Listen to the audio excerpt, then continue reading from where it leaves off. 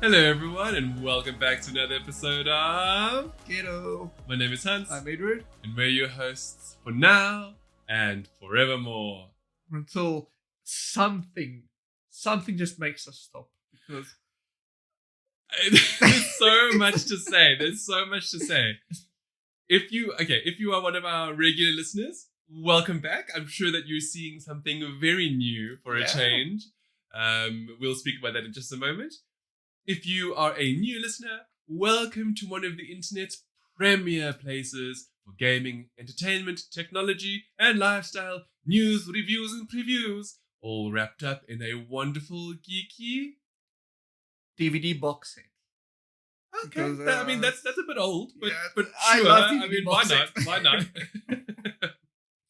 Welcome to Gettle, everybody. This is episode 58 of season 2, episode 15. Edward, how are you doing? Tired, actually. I thought we weren't talking about lack of sleep in Gettle anymore. I know, but it's weird because the last few weeks I've been good, and now this morning I was tired. I don't know. Well, why. Edward, you look good. Thank you. Since I haven't seen you in like a year. Yeah, I think it was About? almost a year. Yeah. So, for those of you who are watching or listening, Edward and I are in studio together. Yay! And it's lovely to actually record an episode of Gettle To be working in the flesh. face to face again. It's not even NSFW yet. Anyway. Yeah, already. You know, Cutter might. legs touching. Cutter and might. Man touching happening. It's all sweaty in here. Edward, it's lovely. For those of you who are watching, yes, we are still being careful. We are somewhat separated by a fair distance. Yeah, even though the man touches. But not too far because obviously mic restraints, but far enough that we are still socially distancing. Well, with that said, we are safe. We're only I mean, we don't see anybody. Yeah, I mean, I haven't seen anybody in the last 6 months. a long while, actually. So there is that. Anyway, well, this is lovely, hey Ed? Yeah. It's good to be doing this in person. For those of you who watch our YouTube, assuming you even watch and you don't listen, or rather you watch versus listening, you'll see the camera angles are ever so slightly off this week for obvious reasons, because now we're in studio.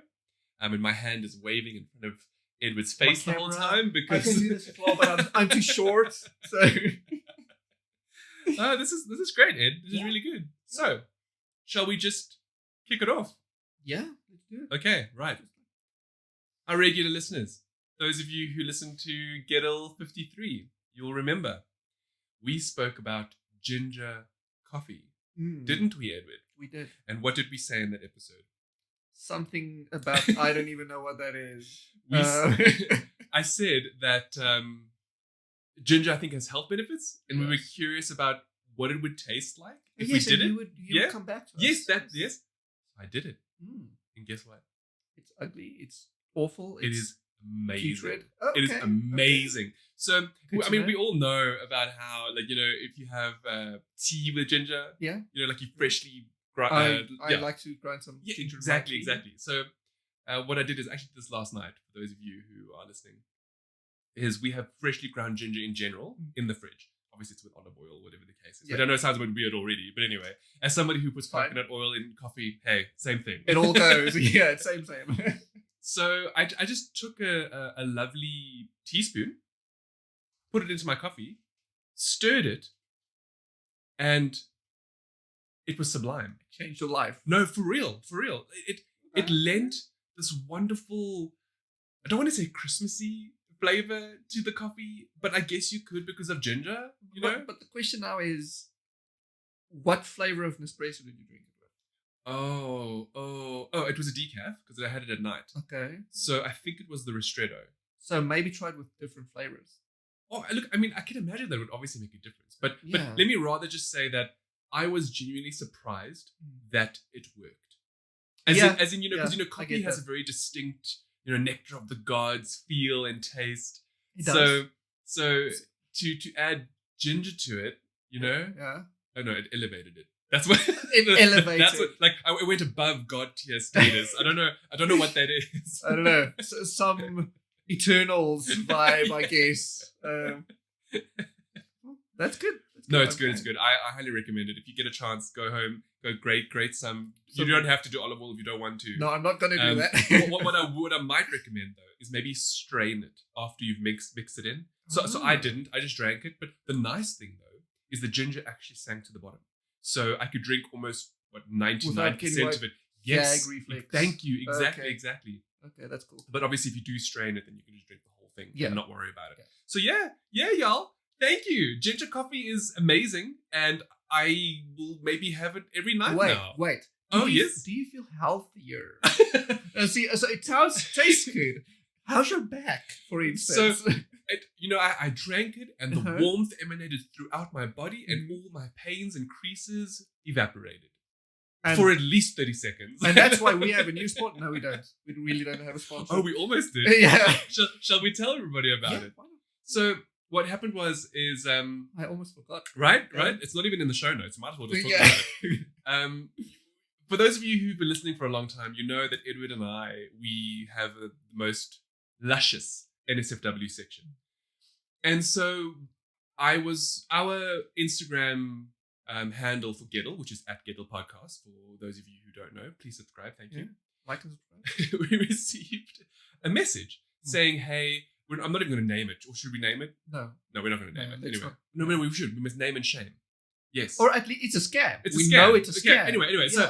So Smooth My Balls got in touch with us. And, naturally, Edward and I, we like to manscape. We've spoken about this before. We've got to be fresh. Got to be healthy good. for the missus. Thank you. Yes. Else.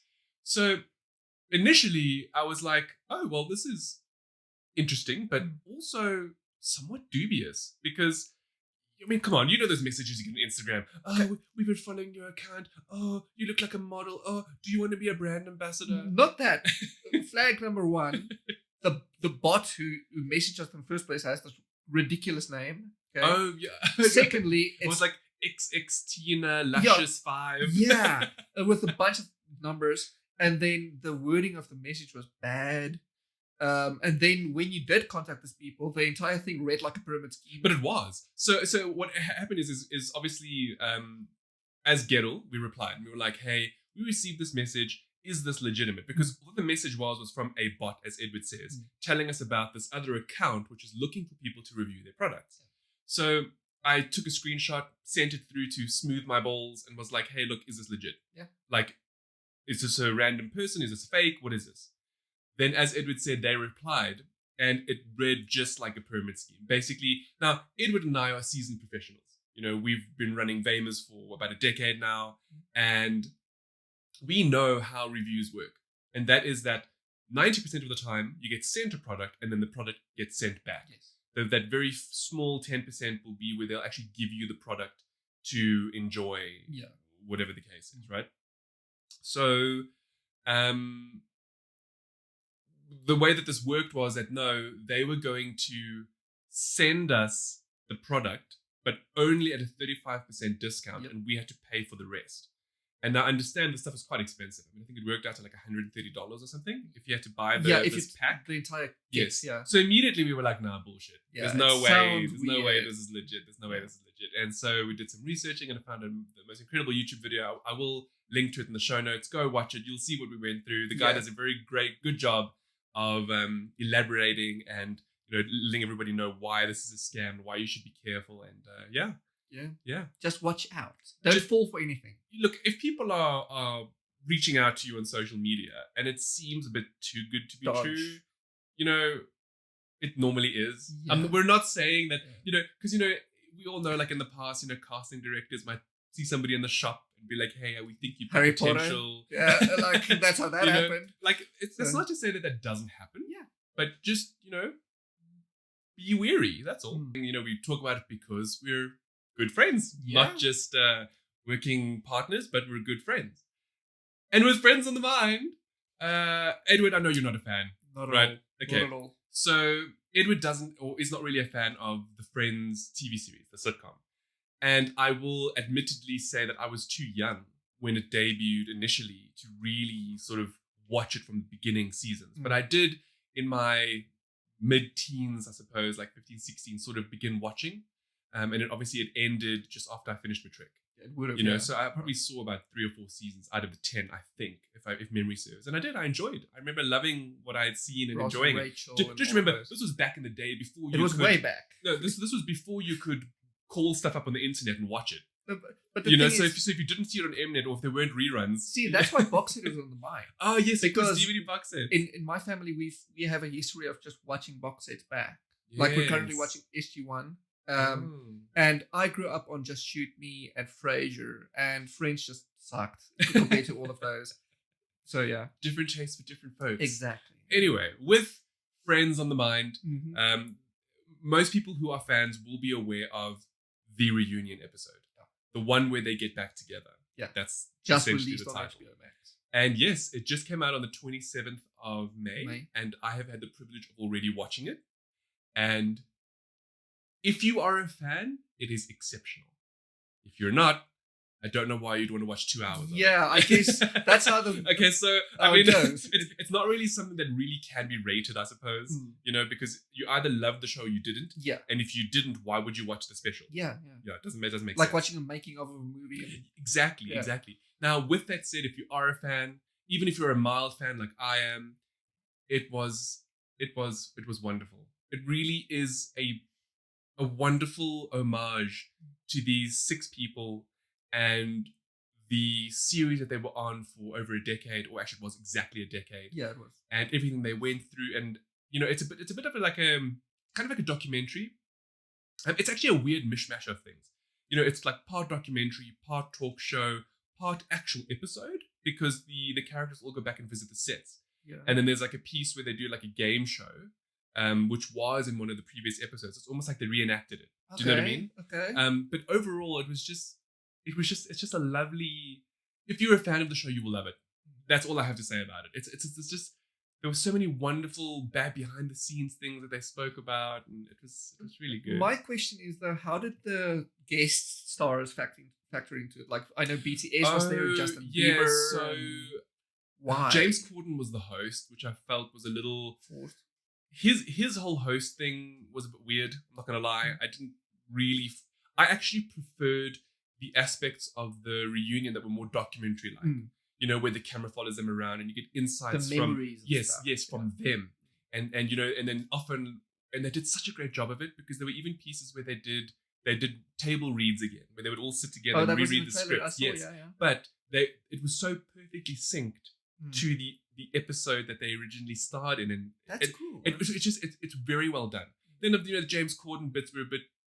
I don't think it was necessary, to be perfectly honest, but I suppose they wanted a fan element to it, and so that was it. Okay. That was the whole allowing people to come and be there and see the celebrities, you know. To fan out.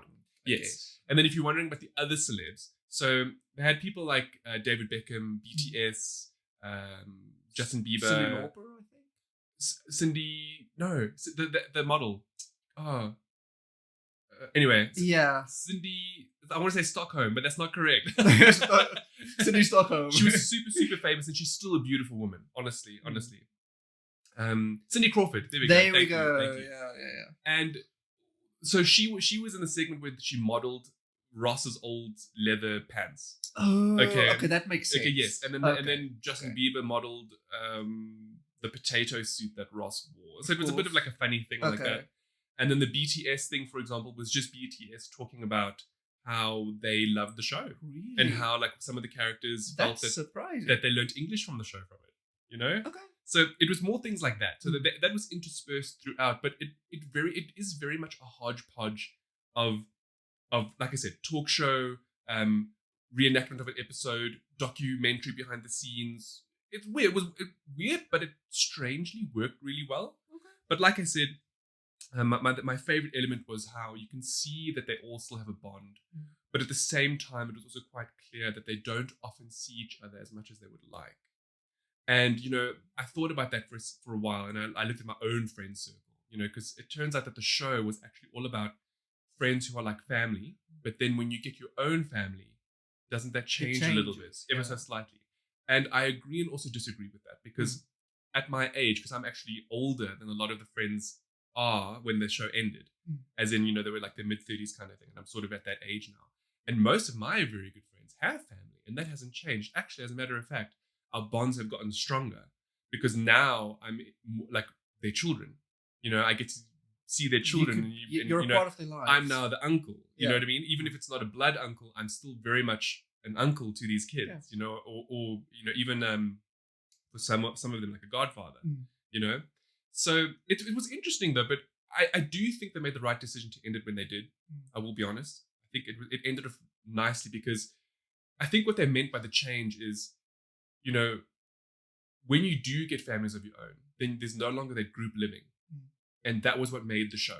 The fact that they all lived close to each other and like they were so intertwined in each other's lives. Too much, maybe. Not too much, just to the point of like they were like neighbors. And of course, if you have children, that changes it because now, you move to a home. Yeah. And friends don't live all together in the same street. Yeah. Unless you're like super privileged, you know?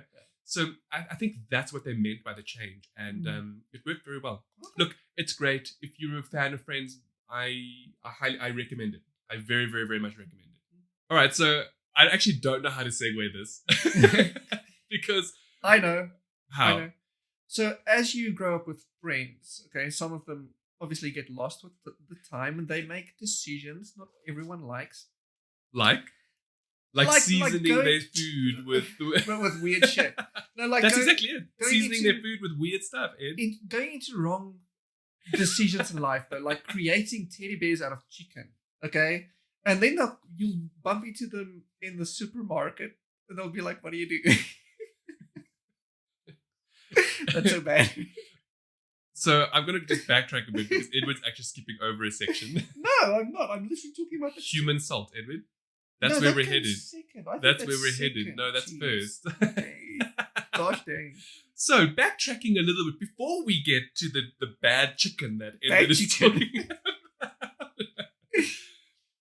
I came across this thing called...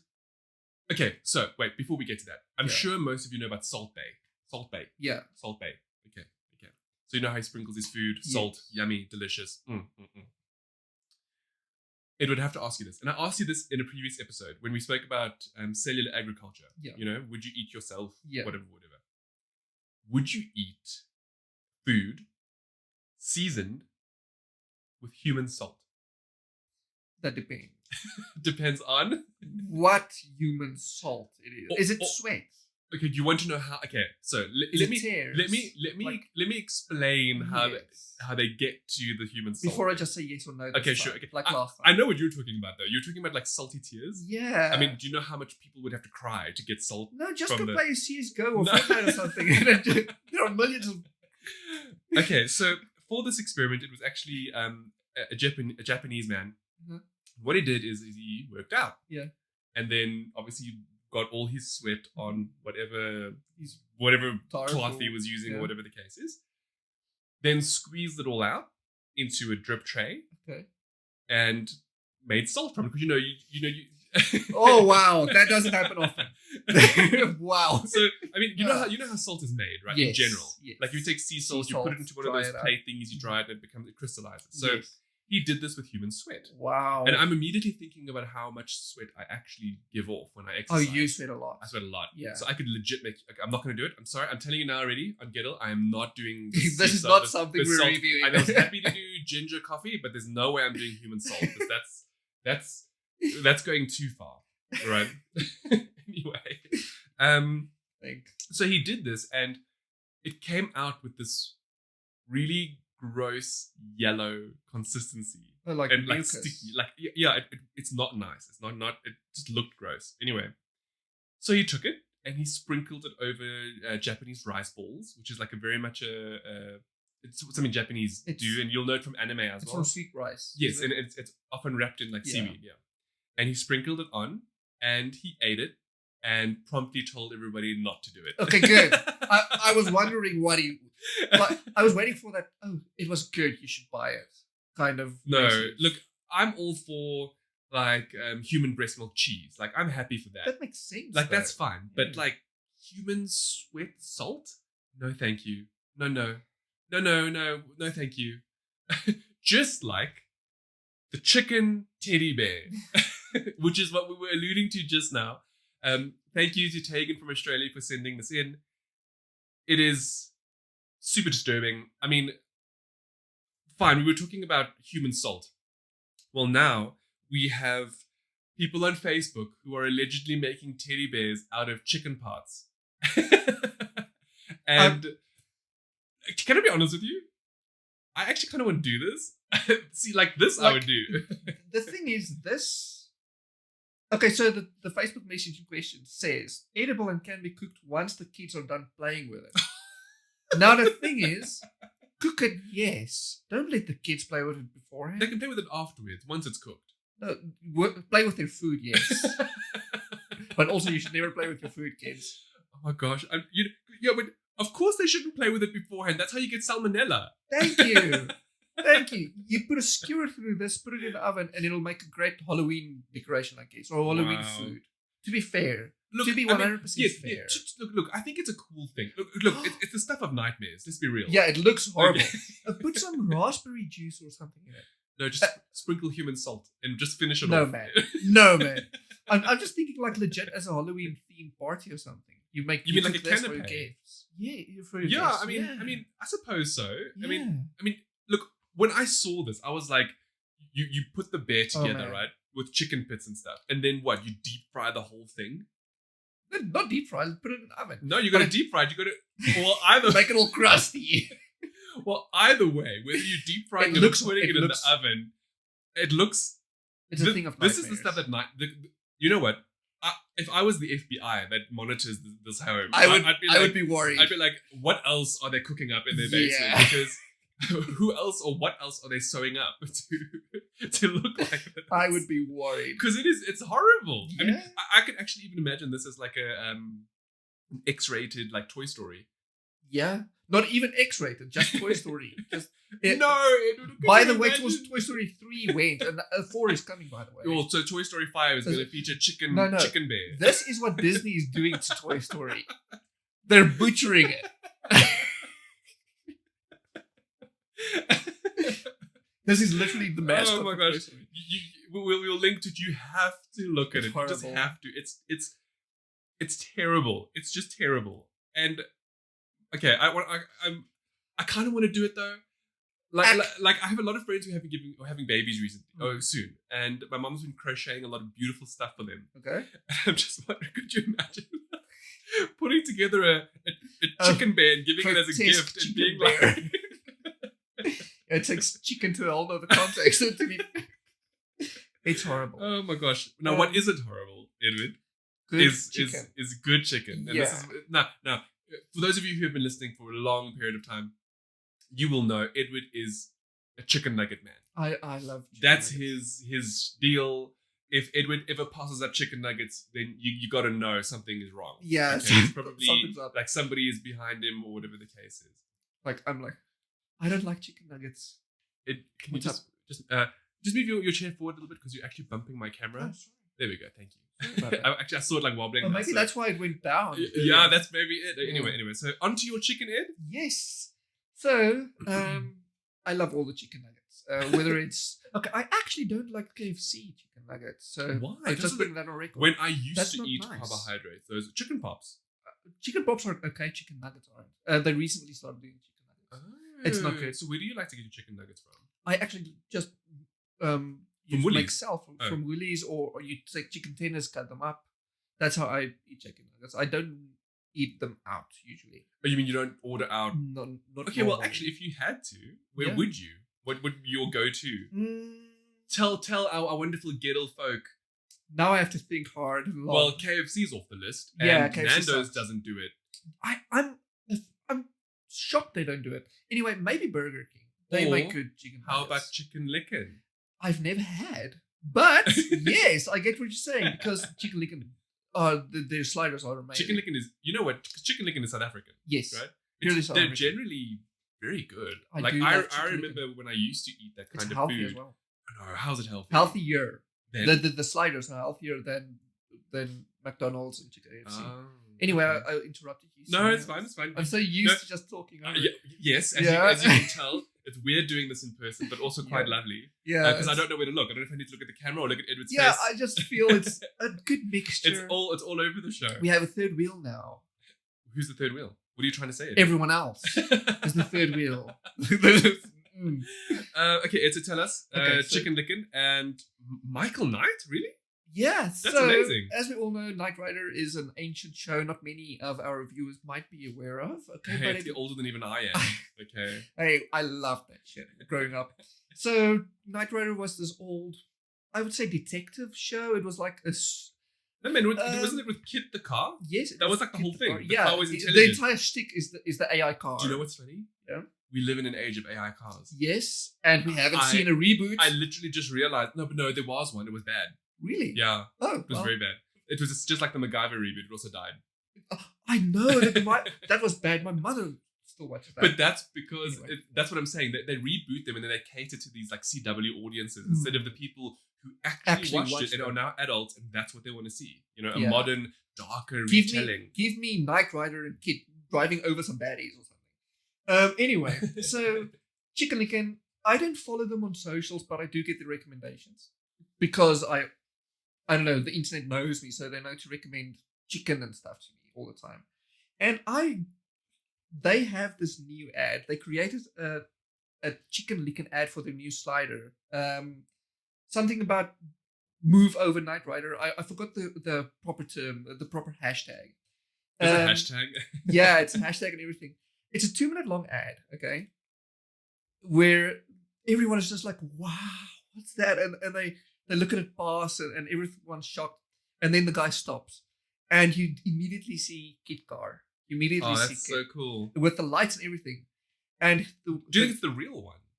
Do you think they shot that here? Or do you think they shot it No, abroad? I think it's shot locally. You think so? Maybe. I don't know. The guy sounds local. They could have, would have been He cheaper. could have flown over. Flying him over. Yeah. Yeah. And Or they could have even shot him here and blue screened him in. maybe that's Okay, well, very that's possible. irrelevant too. Yeah, anyway, and he opens the window and Kit speaks and a guy who's obviously not Michael Knight, who was played by David Hasselhoff. David Hasselhoff. Yeah. Who's obviously you not David Hasselhoff. Getting your Harry Potters here. Yes. He's like, hi. And I think he's speaking to his younger sister or something. And then all of a sudden everyone's like, oh, what is this? And on the Kit Car screen, which is super dated, it's so dated. Then the real Michael Knight comes on screen and he's like, what are you doing, kid? Who's this? And he's like, I'm Michael Niati. Oh my gosh. And it's that's obviously cool. a riff on Michael Knight. Yeah. And he's just like, what?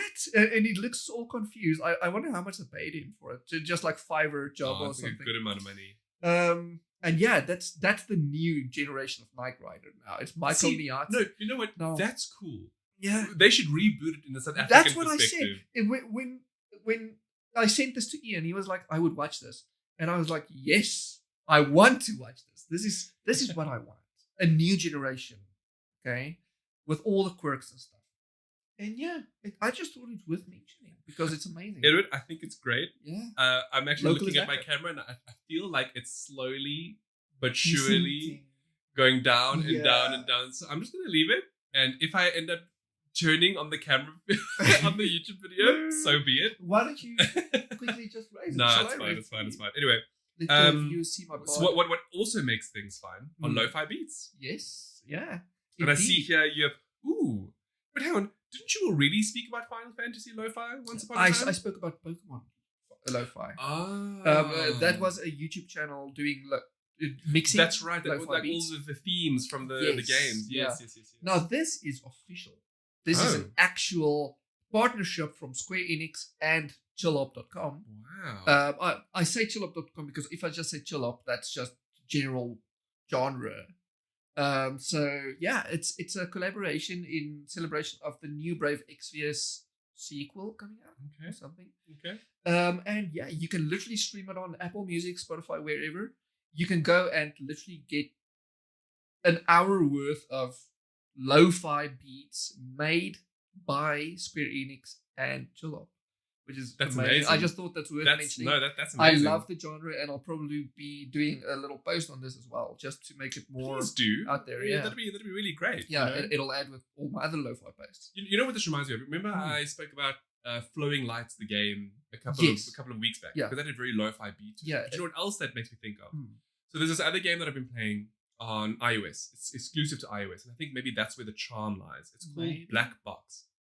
And I'm going to honestly tell you, it's probably one of the most exceptional games I've ever played on iOS. And this is because so the whole point of the game is it's very much a puzzle title. And in being a puzzle title, you have to try and solve the puzzles, but all without touching the screen. And that for me was mind-blowing, to be honest with you. Because I mean, how else are you supposed to use a touchscreen device? Exactly. Like, how are you supposed to solve these puzzles? Like, no, seriously. So it's just incredible because I've never seen an app use every single feature available on an iPhone. Yes, use the system in ways I've never seen before. And I mean, little things like how it asks you to access Face ID. Yeah. So if you say yes, it then will scan your face and boom, you've now unlocked one of the puzzles. Yeah.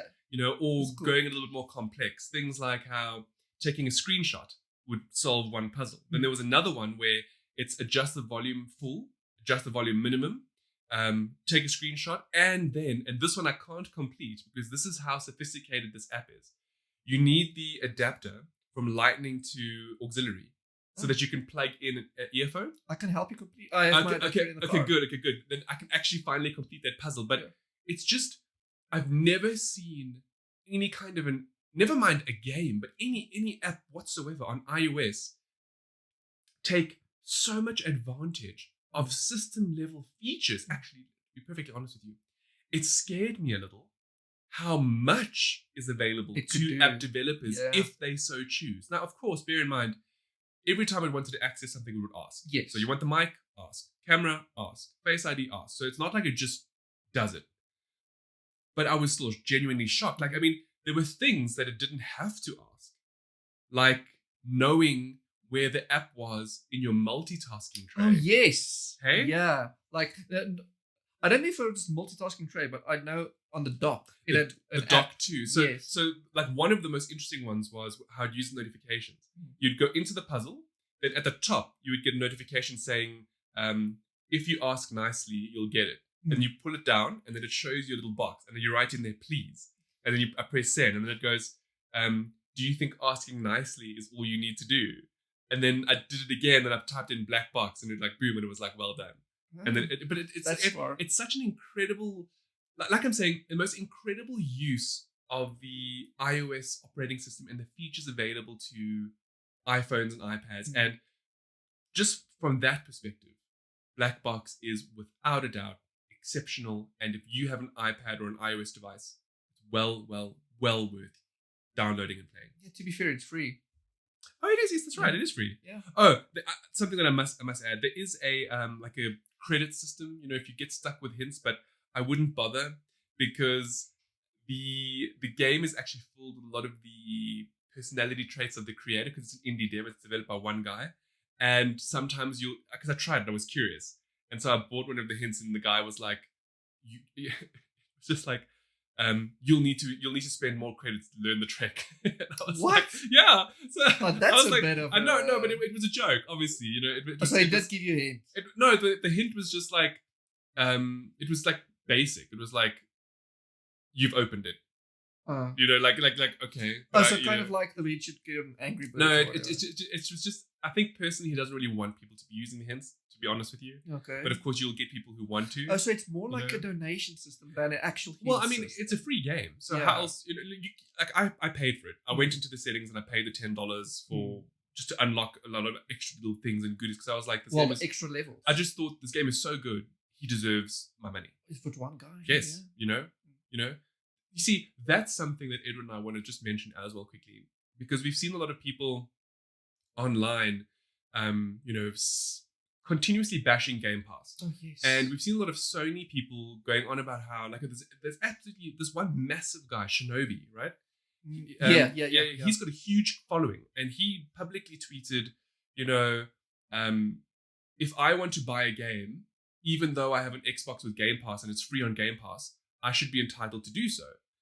And I just looked at that, and my first thought was, well, if you have both consoles, okay, you're not in a position to worry about money in the first place. Sorry, not sorry. That's just So the it's truth. a non-argument. Okay, so for you in particular, it's a non-argument because each console is super expensive, and generally people only have enough money to buy one console platform. In which case, Xbox is the better value for money machine. It just is. Xbox Game Pass at $10 to $15 a month with 200-300 games is just the better value system. There's no way around it. Sorry, just how that facts are fact. So when you get these Sony people that are like, oh well, if I want to buy a game, it's my prerogative, even if it's on Game Pass and I have an Xbox. And I'm just like, no. You're now speaking from a place of privilege because you don't have to worry about, you don't have to worry about it. Yeah. Like sure, you want to buy the game, go ahead. But then also, don't make the argument for buying the game and supporting the developer if you're not doing it at full price. That's all I'm going to say about that. Yeah, as well. if you're Okay. two tweets down, you're going to moan about. Yes. Yeah. Whereas, and this is the thing that I find the most strange is Game Pass supports the developers as well. Yeah.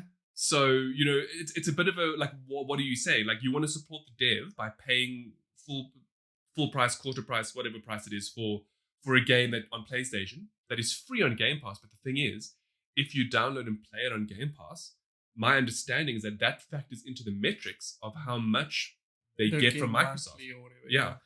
It's actually one of two things. I'm not sure if Microsoft does a bulk payment at the start to host the game, or if it also works on metrics. I'm not entirely sure. I think for that, for like the big, like the Outriders, let's say Outrider. Yeah. I think Microsoft gave Square a lump sum. I think so, for exclusivity almost. Like, look, this is what you would have lost on Sony for day one. There it is. Yeah. Now we'll host you and pay your month. I think that's what it is. I stand to be corrected, but I would, in a way, maybe like to think that it's a little bit like it's a merger of a Netflix and a Spotify model, whereby yes, the Netflix way is just to buy franchises outright or to pay a lump sum and then they host the video for like 3 years or whatever. All right, I assume that's part of the deal. Yeah, the developers or publishers get a lump sum to host the game for 2 or 3 years, and then any generated income from people actually buying the game, even though it's on Game Pass, because you can do that too if you want to support the developers. They get income. Or alternatively, maybe it's that and how many downloads people make of your game. I think it might be. Nobody really knows. Yeah. That's the thing. It's a very secretive model now. Well, with that said, if the game is on Game Pass and you do own Game Pass, you will get 10%, discount. Yeah, you get an extra discount when you do buy the game to keep, because you never know when it might go off Game Pass. Exactly. So then again, it renders that argument moot. Yes. Because you can still buy a game that's free on Game Pass if you enjoy it so much you want to support the developer. Exactly. Which is exactly, in a way, what I did with Black Box. Pretty much. Because Black Box was included in Apple Arcade, as far as I understand. No, it's free. Is it? Or is it free? I don't have Arcade. So. Oh, okay, so it's free. But either way, I felt that I wanted to buy it. So it's the same mentality. Yeah. You might have Game Pass, but you could, and if you want to really support the dev, like if that is genuinely how you feel, you can just buy it. Yeah. All arcade games are anyway. free. I don't know. It's available. It's just a weird thing for PlayStation gamers to say. Yeah. And I just don't get it. I don't understand why they feel the need to say, well, leave me if I want to support games on PlayStation. Like, no one's saying that. We're just saying that if you're in a privileged position to have 2 consoles, both, and you're now not worried about buying the game again, despite that you can play it for free, then you're not in the position to be telling people that, because you're obviously wealthy enough to not worry about it. Whereas most gamers are financially strapped. That's the thing. It's one thing to say, oh, you shouldn't tell me what I must do, and then also recommend other people to do what they want to do.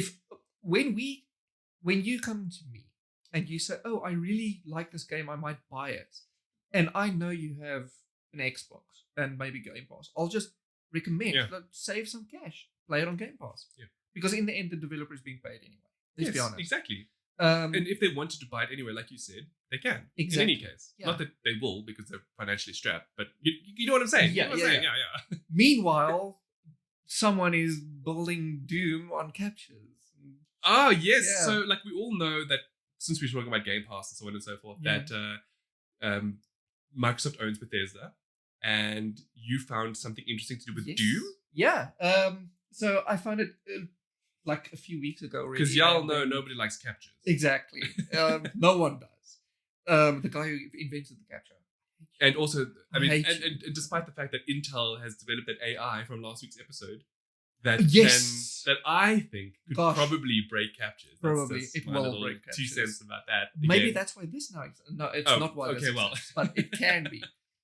So I found this a few weeks ago already, and then a friend of mine brought it back into my scope, and I thought it would be cool to speak about. Literally Doom captures. Okay, so what that means for the non-gamer out there is Doom is on everything. Yeah, it's not end of world Doom, but like no. It's a game called Doom. It's a first-person shooter. You're all right. Doom is everywhere, even pregnancy tests. Yes. Yeah, that's also a new thing. I thought about adding that a few. No, but we spoke about that already. Did we? Yeah. So that's why I'm bringing it up again. Okay. Our regular listeners will know we've spoken about that before, which is why we can say it's literally on everything. It's literally. That's kind of the thing. If you're a developer, you put Doom on something. Okay, or you try to see what you can put Doom on. That's the whole thing. Like, how good are your skills? Can you put Doom on it? Let's find out. Like a MacBook Touch Bar or a fridge. Well, okay. Before we get too sidetracked, somebody actually did do something with Doom. Is what you're getting at? Yes. So someone took captures, what we all hate, and literally made a capture out of a little snippet of Doom. So instead of going, select all buses, and you click miss, and you have to do it all over again. Now you literally just have to kill 4 demons in order to wait. So the capture is the actual game? It's a little snippet of the game where you walk around and you kill 4 demons. Now that's cool. I don't think you can actually use WASD to walk around. I think it's just click whenever the demon comes into view. I see. Yeah, so because it's capture. But also copyright infringement, right? Probably. It wouldn't be able to load the full We do game. know Unreal and Epic is and Tom Sweeney, they're all mega heavy on That's the Doom. different. That's not... Doom is Bethesda. But the creator is Tom Sweeney. I might be wrong. Anyway, the point is... I mean Tim Sweeney. Tim Sweeney. No, Tim Sweeney's Epic. No, it's not. It's the other guy. The guy who owns Bethesda. Yeah. I've forgotten his name now. Anyway. Me as well. Irrelevant. Anyway, I do know he's super critical about the stuff you put everywhere. But with that said, no one's cease and desisted this guy yet, which is great because I think it's just like an homage. And also, remember, if it's not loading up the full game, but it's just loading up just like you have to click to kill the thing. That's could cool. be good. Now the thing is, it was originally made in order for the guy's name is Mikel Camps Orteza. It's just to showcase his skills of developing because he's trying to seek a job. That to me is incredible. And yeah, you know why? I know this. I'm sidetracking this again. So we were talking about this again recently about how people now often will find information on YouTube instead of reading about it. Yeah, you know, with like Renee Ritchie and everything Apple Pro and stuff like that. Most of them have actually hired a 17-year-old designer to make their mock-ups. The guy. I've forgotten his name. Keeps bringing his name. Yes, up. but and so did John Prosser, the guy that always leaks all the They Apple all stuff. use this guy. They all use him. The thing is, he's only 17. Yeah. And what's remarkable about that is because he started doing it, it caught on, and well, lo and behold, all the big YouTubers who are like, we'll pay you to do it. They want these renders. Yes, we want the renders, and he does it, and that's why I think that something like this is cool. Yeah. This guy who's creating these doomed captures to showcase what his talents are. Yeah. I mean, there's no better way to do it than a proof of concept. To be fair, like Vamers, the website we write for and Hans is the owner of, that we could literally go to this guy and say, we want our logins to be this now instead of Cloudflare or whatever. Yes, and then you can do it. That's cool. I dig that. I didn't even think about that. That's I really cool. dig. That's very cool. One more note. Yeah. It is, if you want to play this by yourself without finding the capture wherever it is, it's available for free on Mikel's GitHub repository. So we'll link it. Yeah. We'll link it in the show notes. Yeah. That's awesome. Do you know what else is awesome? What? The Circle USA Season 2. It's not, but go on. Have you watched it? I've watched Season 1. Did you enjoy it? No. Oh, highball, Edward. Highball. How dare you? Carry on. So, The Circle is just, it's the most incredible social experiment reality TV show, and I love it. My family and I binged the second season recently, and it was just so good because there were so many great twists and turns along the way.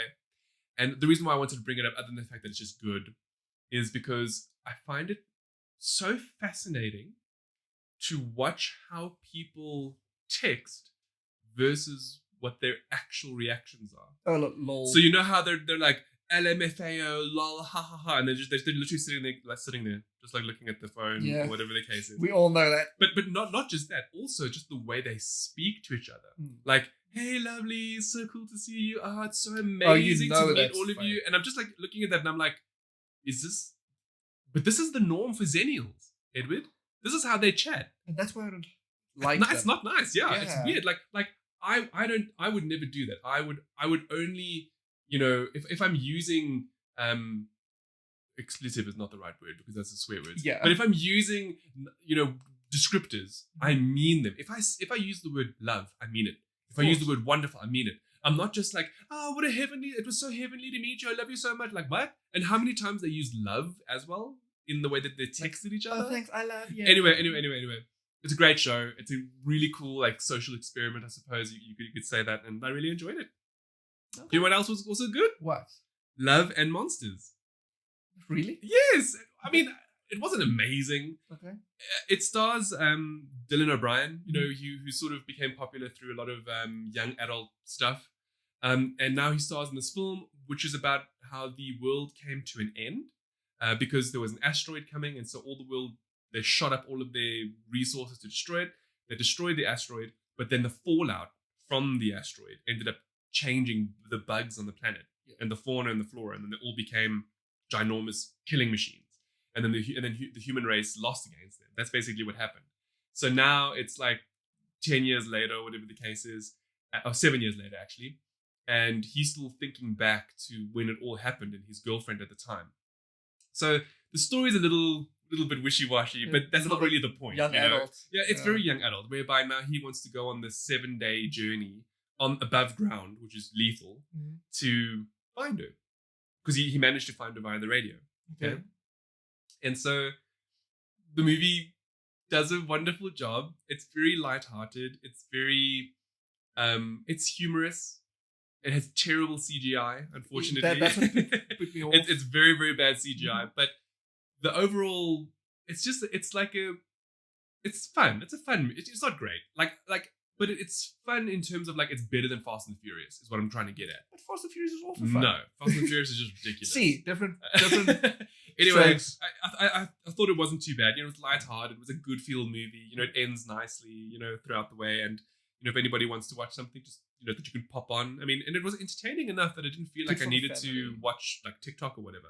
And also there's like no swearing. There's no unneeded nudity, things like that. It's nice. It's nice. Now, something else, myself and my family, we were always watching all sorts of crazy stuff. One of the other films we watched was Things Seen and Heard. And this was very much an average film. It stars Amanda Seyfried in the main role. And no, she's excellent. She's excellent. I haven't heard of her very, very in a long time. And the film is basically about this couple who move from the city to like rural America. And it starts off as like a horror, but then it quickly devolves into a thriller, and then quickly devolves even further into basically a suspense. I don't want to say sci-fi, but because it's going to do with like ghosts and stuff. Like an action. Not even action. Supernatural. So it goes into this like weird drama supernatural, which is not really all that great. It sounds like hodgepodge. But actually at the same time, it's also very drama oriented, because the real horror element to the film, and I'm just going to talk about it, I don't whether it spoils it or not, is actually how the husband is evil, and you're not really sure why or what, but the way that it goes about playing out, you realize that he's actually the demon. Not really a demon. I just mean who he is and what he does. And then the show actually explores that versus the ghosts that are actually in the house and stuff like that. Okay. It's weird. It's not amazing. I felt it was maybe like half an hour too long. I felt they could have wrapped stuff up a bit quicker, and also they should have decided if it was going to be a horror or a thriller or a drama. Yeah. They needed to pick one, and it kind of just flip-flops between all of them, and then eventually like when the reveal happens, you're like, well, we knew that. We knew it was obvious Mm. that was the case. All the things that happened is like, that's cliched. We knew that. That's not, we knew that was going to happen. So it's an average film. Do you know what's a good film though? And this was something that was very unusual and struck us. Moffie. Okay. I didn't know how to say that word. Okay, so it sounds like a bad word. It is. It's a derogatory term. So for anybody who is listening, if you're a foreigner, Moffie, and please excuse me, I'm only saying this for illustrative purposes, is the Afrikaans equivalent to the word faggot. Yeah. Okay, yeah. So it's really awful. It's not nice. Okay, and so this film is all about apartheid era South Africa, and it takes place in the late 70s, early 80s, and it basically chronicles the life of a single, and I'm going to use articles of color to describe it because that's literally how the film is built. But it follows the life of a single young white South African in the apartheid era, and how the apartheid government enacted conscription in order for every man or every male over the age of 16 was forced to go to the army to defend South Africa's borders against the African people. The foreigners, the invading communists or whatever. I mean, I don't even know any of this stuff, to be perfectly honest. The barbarians. I mean, you know that I didn't do South African history. In my high school, we did European history. I mean, I don't remember primary school. Oh, we only did it until grade 9 when we could choose our subjects. You see, the thing is, I know we're digressing now, but my high school taught the Cambridge system. So we didn't have South African history at all. So like, this was like, I know it makes me a little bit ignorant, I suppose, to my own country and my own history, but the film was very enlightening in that respect. And anyway, so it follows this one guy and his journey of going to the army, and of course, as films are, it's somewhat sensationalized in certain respects, for like how, terrible some of the people were and how they shouldn't have been, but also how narrow-minded people were back in the day. Anyway, long story short, throughout the film, you realize the main character is gay. So he has tendencies towards, towards being with other men or whatever the case is. And the film is very intense. I'm talking about like, you don't feel good after watching it. It's sad. It's harsh. What they put these young men through, okay, in order to make them men. Oh, in the army, like they break them. It's harsh. Also, watching what these white Afrikaans people were like back in the day, and how they were towards people of color, it's depressing. Yeah, it's depressing. It's horrible. Anyway, so, but the film it's beautifully shot, and it tells this story of this young man and everything he went through and how he was broken, but then found who he was through another man that was quite forthcoming in terms of being together or whatever. Okay. They didn't really do anything anyway. And then it's other things of how they show how anybody who is gay or communist or different beliefs, not a Christian, whatever, they all went to like some random ward where they were like beaten and they were experimented on and stuff like that. Wow. So I don't know how true that is. I mean, I didn't go and do extra research, but who's to say it didn't happen, right? Jeez. Anyway, it's a beautiful film. It's beautifully shot. The acting is good. It is very intense though. So like, I wanted to rate it exceptional, just because of how good it is, but it's so horrible to watch. Like my mother, she actually, like, I think we were about 40 minutes in, and she says, I don't want to see this anymore. I can't deal with, first of all, how horrible they're being to people of color, but then secondly, what these boys are going through in order to become men. Yeah. Do you know what I mean? Remember, we've spoken about things being pointed as gender and stuff in the past as well. So it's very intense, but it is very good. And it ends on a very somber note, very sad note as well. Without revealing what happens. It's sad. It sounds like a very good movie. But it is very good. I highly, highly recommend it. Like, if you want to watch this fantastically written, produced, and filmed drama, do it. But no, you will not come away happy, smiling, or feeling good. Yeah. So that's what I just know that. Yeah. Just know that. But it's an excellent film. Sometimes that's what you need, though. It's like I remember Last of Us 2. It was not a happy game, but it was amazing. Well, I see here you've written another South African film. Yes. You speaking about the apartheid era setting. I haven't seen the one that you're talking about now. I say it's good here, but now thinking about it, it's such a good film. I don't think you'll like it, though. Why? It's very, very single-minded almost. And it's exceptionally shot. Okay, for those who don't know, Escape from Pretoria is, I think it came out last year. It's got Daniel Radcliffe. I know that much. It's starring Daniel Radcliffe. Harry Potter's in Joburg. Yeah, with a decidedly Afrikaans English accent. Oh, is it good or bad, Edward? It's as good as Leonardo DiCaprio's accent in True Blood Diamonds. That wasn't so bad. It was decent. Just before we move on, I want to also admit, Moffie was South African only. Oh, that's cool. The cast, which is why everybody, with the exception of I think one of the generals, I'm pretty certain was English because his Afrikaans sounded very anglicized. But anyway, that's just me picking out accent. But anyway, that's cool though. But I don't know how much of the cast was South African only. I know many of them were, especially the I don't know the word now, but the policemen looking after the prisoners. Oh yeah, like the constables and stuff. Yeah. You can just hear their Afrikaans. They can't speak English. Like legit Afrikaans. Yes, that's Afrikaans. So it's based on a true story. At least based on a memoir of a true story. So I don't know how true it goes. So what happens is Daniel Radcliffe gets imprisoned along with his buddies. Yeah. And he's the smart guy. You can look at something and literally know what dimensions it is, how he can do the math in his head to figure some shit out. Okay. Now he doesn't want to be in prison, obviously. So the reason why he's in prison is he's in love with this colored lady. Okay. But obviously that wasn't allowed. That wasn't allowed, but he's also helping the ANC. Is this also like an 80s? I think it's set in the 70s. Oh. It's long before the apartheid ended.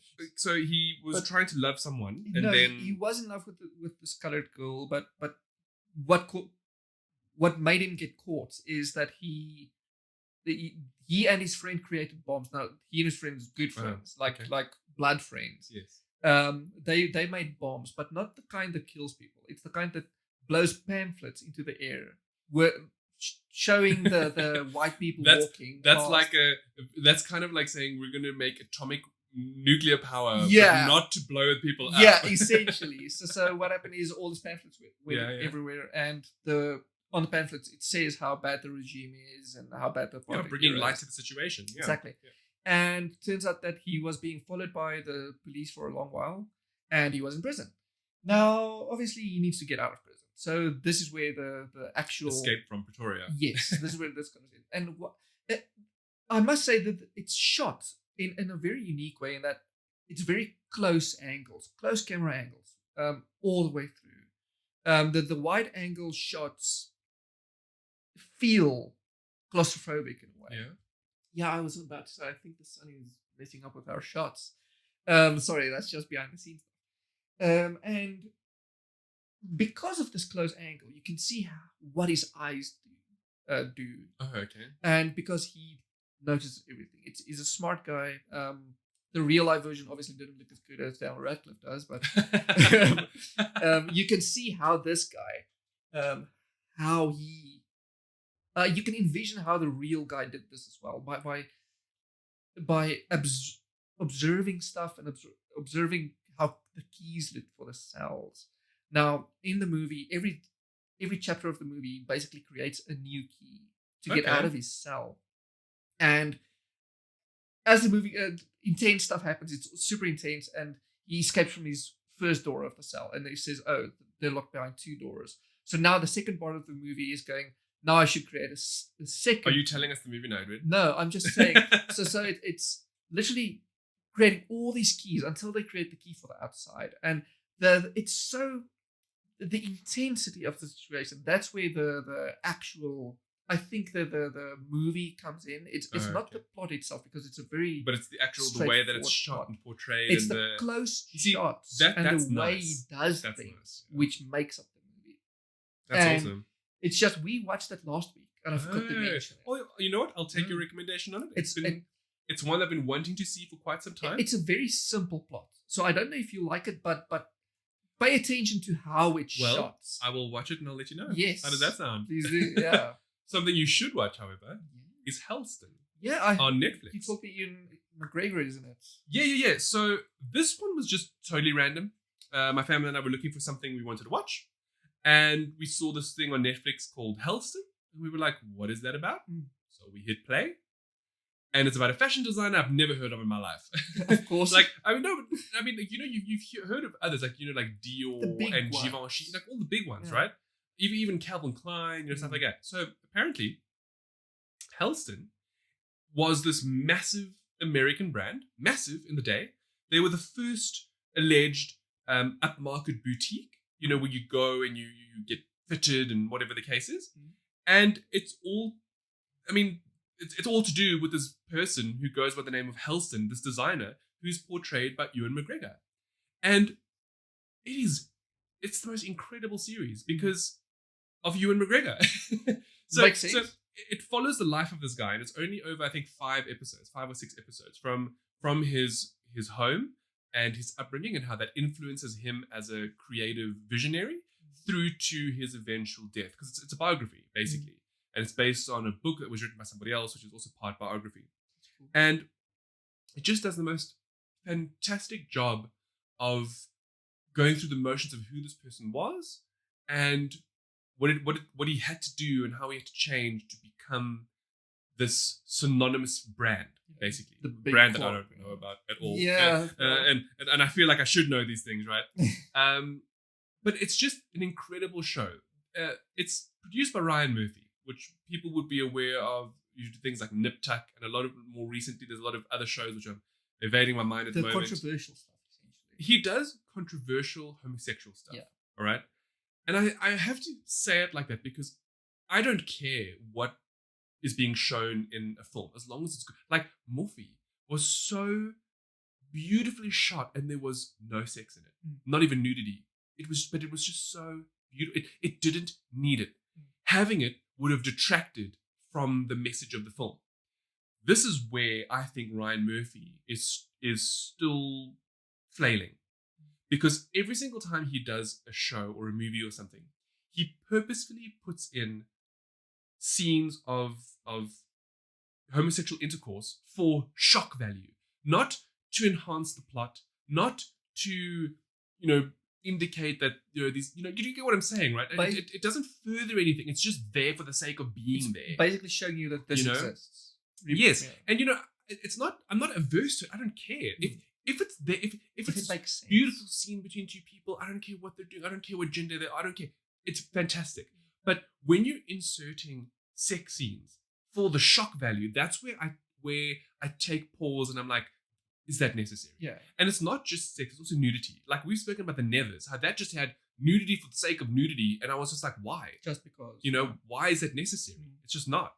So, as great as Halston is, I feel that there are scenes in it that sometimes just make zero sense, and you can tell that it's only put there because he wanted to make sure that scene was there, not because of that it enhances the plot or it makes the characters better or it character builds. Nothing. It's just there for shock value. I don't agree with that, regardless of who the people are, what gender they are. I don't care, but it must be for a purpose. Yeah. But other than that, Ewan McGregor, my gosh, let me tell you. I had no idea he was that talented of an actor. So his range in Halston is phenomenal. I had no idea. I mean, we spoke about this, and I'm so used to him being in like these big blockbusters like Star Wars and The Island, and I didn't know he had this kind of a range. I mean, the guy cries on cue. Yeah, he can do accents exceptionally well. Truly phenomenal. Like watching this, we felt that was the guy. Do you know what I mean? Yeah, like no one else would have fit the role. Yes, and yes, actually, that's very well put. And Halston, obviously, as a character, goes through a lot. So he goes through depression, he goes through anxiety, he goes through, he's loud, he's quiet, he cries, he's angry. So the range that we get to see Ewan McGregor portray in the show is sublime. It's phenomenal. And for that reason alone, I'd say you should watch it. Honestly. Sounds great. Honestly. Yeah. And it's time for NSFW. I was just thinking I'm going to do from Ian McGregor to the current topic. Well, because let's just say that Ian McGregor liked these men to have big noses in Halston. there we go. That's a good one. So what we're getting at is a few things that I found regarding the nose. And obviously, because this is an NSFW segment, we all know where that goes. Where does the nose go? Oh, where does the nose go? Oh. No, I mean the topic. I don't know, Edward. How is this nose going to the I mean, the where's penis? your nose going that this is like a thing? Don't you want to know? So, in a new Japanese study, it was found that the myth about the nose being I want to say perpendicular, but that's not the correct word. No. Edward is trying to say Yeah, you know that, English better than I do.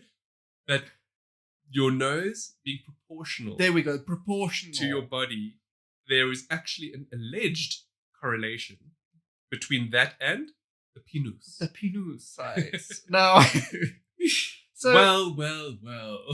so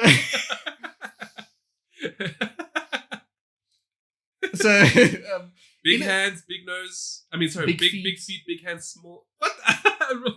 Big nose, big feet, small hands. Do with that what you will. small hands. I've got huge hands, so I don't know what that Mine are means. baby hands. For reference, my hands are as big as Hans's.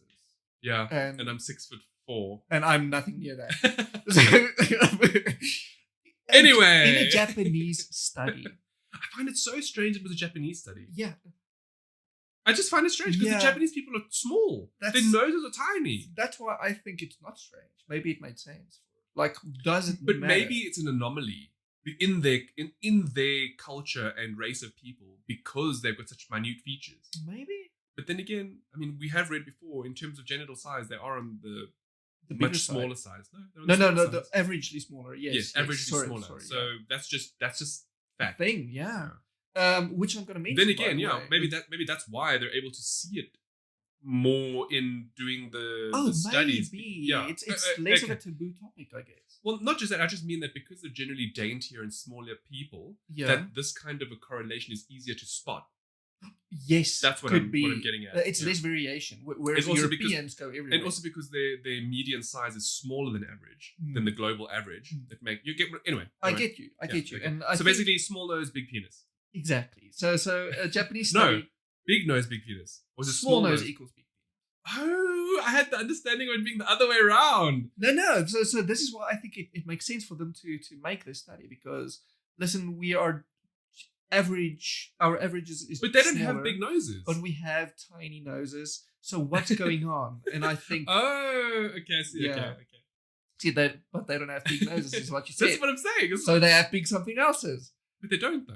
Or do you mean proportionally? proportionally to their. I'm sorry, I know I'm getting ahead now. Sorry, everybody. No. I think you're spot on. I actually hear. I raising get, all what the you're points. saying now. So even though they're under the global average, for their noses. it's still large. Yes. So where does that put like Greeks? I don't know. I and, couldn't find global study. The Romans once upon a time. I couldn't find global studies. Wow. After this, I literally searched for the traditional. Okay, so I get what it's you were gonna saying sound just bad. now about having a big nose. Yes. So it sounds bad, but I literally searched for like Jewish studies Yes. because there's the stereotype of the Jewish man, yes. and I searched for Greek because that's also a stereotype. Yep. I couldn't find. Italian also. All of the. I literally couldn't find. This is fascinating. So the point is that the study. Okay, but does it go in terms of width of nose? No, length of nose. Is it length of nose? Yes, length of nose. Okay. So for the stats, essentially they found that men with 2.2-inch noses backed larger penises clocked in at around 5.3 inches. Now it should also be mentioned It's all that, Japanese though. Hey? yes, Yeah. all Japanese, and it was cadavers that was measured, not Well, live yeah, people. I mean, yeah. So They take should that make as you will. It wasn't just that. It was only flaccid. So Yes. they pulled the flaccid length. Yes, and they then pulled the measured flaccid that length, yes. as the estimate. Yeah. Yeah. Meanwhile, men with smaller noses only measured around 4.1 inches in which is essentially the average nose people in Japan measured around 4.5, which is around the average penis length for Japanese. And it just essentially the study found that's opposite of what your title says. Your title says small nose, big penis, but now what you're telling us is that it's big nose, big penis. Sorry. It's small nose does not equal big penis. I forgot the slash in there when I made the headline. It's okay, so it is big nose, big penis. Yes. Oh my gosh! The whole little spiel from just now is just like, what do you? No, even then you're still correct in your thinking. It's still proportionate. Yeah. Okay, so what? So regardless of what the study says, it's all to do with proportions. Yes. That's the gist of it. Which means the growers and the showers, that doesn't really matter whether you're a grower or a shower. Okay. At the end of the day, it seems like if you have a big nose, you might have a larger than normal penis. Or at least from a Japanese perspective, yes. because the study hasn't been conducted anywhere else. That's the thing. And also, it's only flaccid penis length, and it should be noted that that's not a good enough indicator of erect. Yes, this is not an extensive study. It's just an interesting study. Well, the thing is, for millennia, scientists have been trying to pinpoint what can they measure on the human body to guess the size of a person's phallus. So, are we in the right direction? Because for the longest period of time, people have been like hands and feet, but there's literally zero correlation between all of that. Well, I will say this much, at least for me. It's true that my upper arm is the length of my feet, and it's true that the what they say about this is also pretty much proportionate to what I'm packing. What? That's at least to me. I don't know. If it was going red in the face of those that are watching the video. Yeah, I am. It's weird to talk about that. Okay. So I don't know. Have you tried the forearm thing? No. For your feet. Have you seen how long my forearms are? That's why I thought it wouldn't be, but essentially that's my feet size. I'll put my foot. You know what? I'll do my foot just now. Yeah. But with all that said, even if you have a small nose, you need not fret. Because if you have a small nose, you might have smaller than usual package.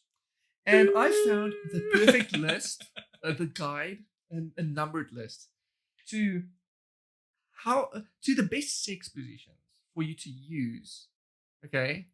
And which are not only hot and works well, but also just it maximizes the experience for both parties, all parties. Well, how long have people been saying it's the motion of the ocean and not the equipment? There you go. Come go. now, we've mentioned that many times in the past as well. Exactly. And it's the truth, but though. the thing is, many people, they think it's just the size of the nose. But do you know why it's a legit thing? It's because people who are packing, like legit packing, feel that, they're so macho, they can do whatever they want because that's what they've got. But the fact is, sex is so much more than just what is being inserted. Yeah. But that's the thing. That's why sometimes people who have big members are not good lovers. Remember that now. Yeah. The smaller people try harder. It's good to try harder, is what you're saying. Okay, so I'm just going to quickly run through the list because it's an extensive list and we will be linking through to it. Number 1, it's just the basic grind. You don't even have to enter. It's get on top of the partner and grind. Did I tell you about the lazy snake? Yes, you did. Did I tell you? And that's where the Emmanuel tweet comes from. Yes, we have to speak about this. Yes. So you're talking about grinding and super basic and everything. A very good friend of mine the other day mentioned to me that she's in a stable relationship for quite a while now, and she was like, "Yeah, no, they just do the lazy snake." And I was like, "What the hell is the lazy snake?" And she was like, "No, they just spoon, and then one thing leads to another, but they stay spooning." Yeah, and they do it, and like 2 minutes later they're done, and they just stay like that. Listen, we're all adults. We're all adults. We don't have time for fancy. This is what that's what we were speaking about. Yeah. Like you barely have time to eat. Yeah. Now you got to do something more than the lazy snake. No. Yeah, you just get in bed after work, after dinner, and you do your deed if you want. Actually, it should be before showering. To be honest with you, Yeah, it should. Then again, if you shower and pee. Yes, that's what I'm saying. So if you are going to be doing it at night, do it before you shower, or maybe in the mornings before. Maybe at night, in the mornings. I've got to point this out because we're talking about different positions and stuff. My camera is at a totally different position. I'm noticing you staring. To when we started, and I'm just going to leave it. So it's again easier for the girl to basically do the position and just for the man to do his thing. Well, I think that's just because of the way we're structured. So yes, that too, because we have also spoken in the past about how certain positions allow for the penis to reach certain parts of the vagina so that it's better stimulation. Yeah, so it would be better, I suppose. Yeah. Anyway, I just want it's that's what they say. It's number 2. It's best. Number 3 is the twist on. It's a new twist on doggy style now. The best. Nothing beats it. But this one is less doggy and more just laying more down. Style. More learning. Loggy, more style.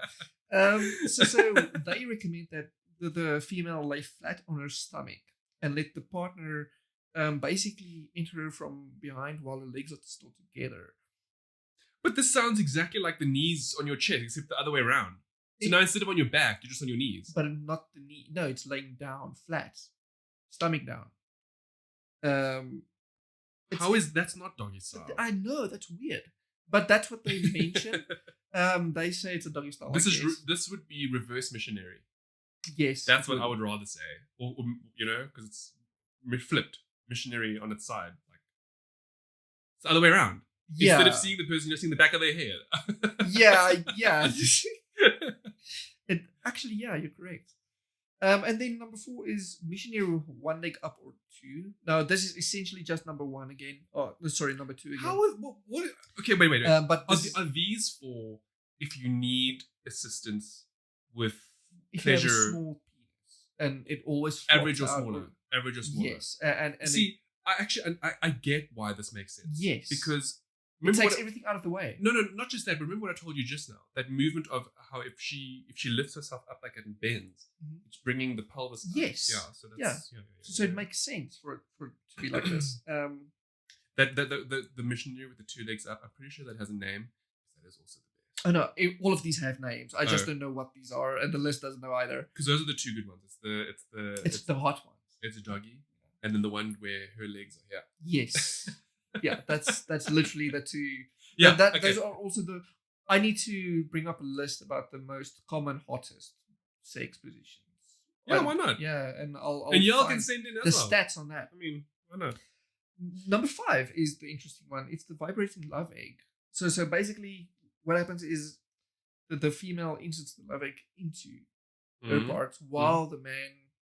But that makes sense in general. So that should be the same as the girdle cock ring, remember? Yes. Except the cock ring is still outside. Yeah, but I know. So this is just for filling purposes. Okay. It's if I don't know. If you're like micro. Yes. Yeah. If you don't have the girth, rather. And then number 6 is reverse ride, which is literally just number 1. What's reverse ride? It's literally like cowgirl. It's like the doggy one, but the other way. It's like cowgirl, yes. Cowgirl, yeah. But the male is on top. Okay. Yeah. I do know what you're saying. Okay, it looks like you're speaking out of experience. Right? It's literally just that. I didn't know how to explain other than that's what cool. They said. All right, so. But it looks hot. Our rambling aside, yeah, those are generally good ones for if you want to try and have more fulfilling. Fulfilling, yeah. According to these sexologists, it's the best for sexual pleasure when you have smaller package. Oh, but even if you don't, you just try do it anyway, because then it'll be extra. Or it might be too much. It might be. I don't know. Like I've not been blessed that much, so I don't know. Wow. Okay, and I guess that's the end of NSFW. Yeah, it's Ed. Yeah. The end of our first together episode in a long while. Forever. Like a year. This is the entire. When was it? Middle of season 1 until now. No. Just remember, remember we recorded one episode and we got attacked. Yes. And that was February. So And we only then- did, I think it was 4 episodes together. Yeah. And then after that, it's just been, we've been This is our separate. 5th ever episode together. Maybe, plus minus. Wow. We have not done many together. So we hope you enjoy, camera angles aside. Not to mention how many issues we were having with mics once again before we started. And let's hope it's not. And we're hoping and wonky. praying that audio is still top notch, which we think it is. But yeah, that's it. Thank you so much, everybody, for coming to the end of episode 58, season 2, episode 15. We hope that you enjoyed, because we certainly did. And we look forward to seeing you all again on the next episode, which is actually going to coincide with my birthday. So Yeah, just about. So you'll see how that goes. All right. Okay, everybody. Thank you so much. We'll see you next week.